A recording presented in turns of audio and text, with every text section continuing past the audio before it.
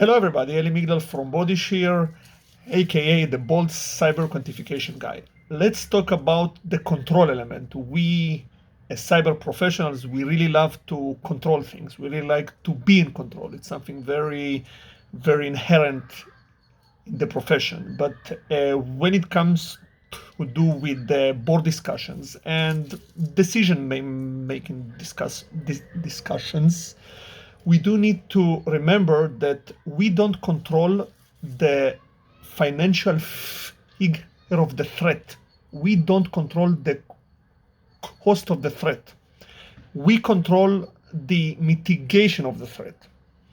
So we control what is going to be the remaining exposure that the threat will cost following mitigating with your solutions. Now, why don't we control it? Because the financial figure for the threat will be decided by a cyber risk quantification process, and it will be decided by the size of the company, how many employees in the company, what is the revenue of the company, which threats, which type of threats, and so on.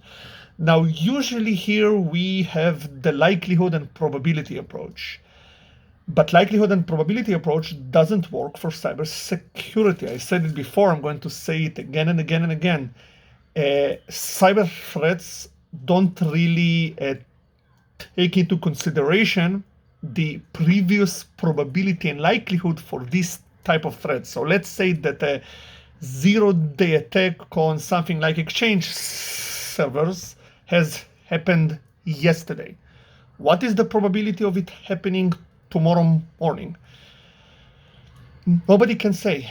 And the professional thing to do is to set a maximum probability and likelihood approach for the entire cyber threat vector. Now, when you don't do the huge mistake of probability and likelihood, you can actually focus on the thing that we control, because we control mitigation, we control the disaster recovery plan, we control in how much speed can we recover the entire system from being hit by ransomware.